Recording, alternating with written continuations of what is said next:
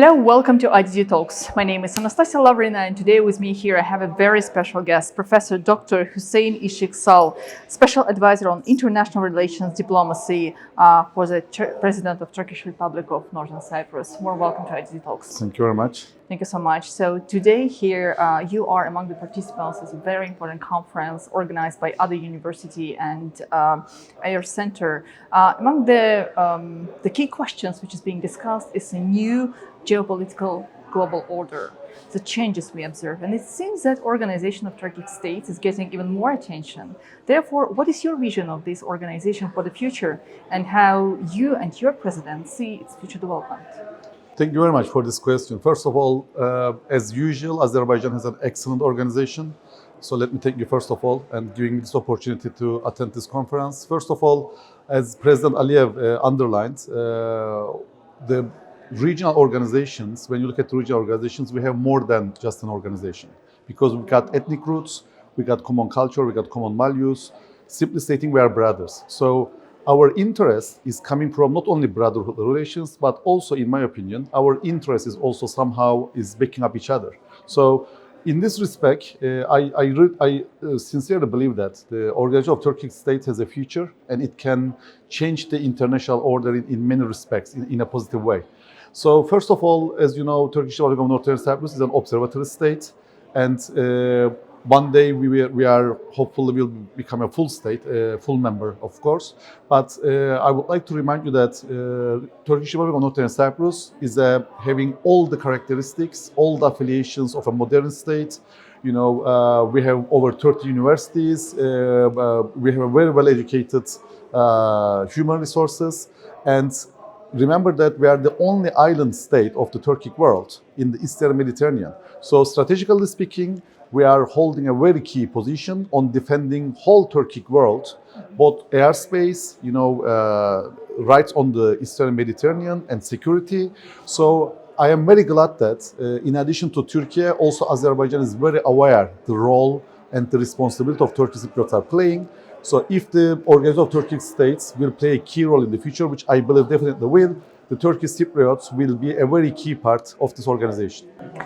Among the key statements made by Mr. President during his speech at AD University, he said that Azerbaijan itself played the key role to connect the global south and global north, especially during the COP29 presidency. Therefore, coming back to the organization of Turkic States and our region, where do you see its role for the future to connect the east and west and north and south? Well, this is simply inevitable because when you look at the geography of Turkic states, it's indeed combining the Central Asia to Europe. And when you look at Azerbaijan, I mean, maybe people tell this, but I sincerely say that Azerbaijan is a very key country because it's energy hub, it has very rich resources. Diplomatically, it's doing a great job. And after the Karabakh victories, it achieved the well-deserved respect from the rest of the world. So these are the facts. I'm not exaggerating, trust me. So driving from this point, I think under the leadership of Turkey and Azerbaijan, because they got more diplomatic experience, more military power regarding to the other brother states, I really do believe that we can shift most of the injustices that we are facing, especially against the Turkish societies all around the world. Because more powerful we are, more united we are, then the others will listen us more carefully. So we should be aware that we shouldn't let anyone to divide us. We shouldn't let anyone to confuse our minds, because as I'm saying, all our interest is the same. And plus, we are brothers. We have something that the others doesn't have. As President Aliyev perfectly stated, even in European Union, you got many states with different cultural and historical background, even different religions. So these are the facts. So I see, the future very bright, and I'm so glad that President Aliyev himself repeated once more that we will be the locomotive. We will be the vanguard state to make Turkic organization state more powerful, more active, and more results oriented. Indeed, and Azerbaijan has a great experience being a chair in the non-aligned movement, which is also beneficial. One more question about the post-conflict development in the region. You know itself that for the prosperity, for the development, for economic development, peace and security, that's the key elements, and Azerbaijan and Turkey are investing a lot in these particular issues as well. Therefore, what is your vision of the post-conflict reality in the South Caucasus? How close Azerbaijan and Armenia to sign a long-awaited peace agreement? First of all, unfortunately, we are living in a world where the right is not strong, but strong is right. I mean, we can't change this fact.